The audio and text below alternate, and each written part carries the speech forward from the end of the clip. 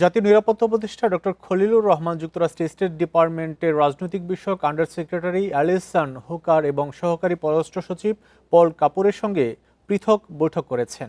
বৈঠকে জাতীয় নির্বাচন, দ্বিপাক্ষিক অর্থনৈতিক ও বাণিজ্যিক সম্পর্ক, রোহিঙ্গা সংকট, ভিসা বন্ড এবং আঞ্চলিক বিষয়ে আলোচনা হয়। এ সময় ডক্টর খলিলুর রহমান নির্বাচন প্রক্রিয়ায় যুক্তরাষ্ট্রের সহযোগিতার জন্য কৃতজ্ঞতা প্রকাশ করেন। পরে বাংলাদেশের গণতান্ত্রিক রূপান্তরের প্রতি দৃঢ় সমর্থন পুনর্ব্যক্ত করে যুক্তরাষ্ট্র। অবাধ, সুষ্ঠু ও অংশগ্রহণমূলক নির্বাচনের প্রত্যাশাও জানায় দেশটি। বৈঠকে দুই দেশের মধ্যে বাণিজ্য ও বিনিয়োগ বাড়ানোর সম্ভাবনা নিয়েও আলোচনা হয়। এ সময় বাংলাদেশি ব্যবসায়ীদের জন্য যুক্তরাষ্ট্রে ভ্রমণ সহজ করার বিষয়টি গুরুত্ব পায়। এছাড়া সংকটের টেকসই সমাধানে আন্তর্জাতিক সহযোগিতার উপর জোর দেওয়া হয়। এদিকে ডক্টর খলিলুর রহমান বাংলাদেশে নবনিযুক্ত মার্কিন রাষ্ট্রদূত ব্রেন্ট ক্রিস্টেনসেনের শপথ গ্রহণ অনুষ্ঠানে যোগ দেন।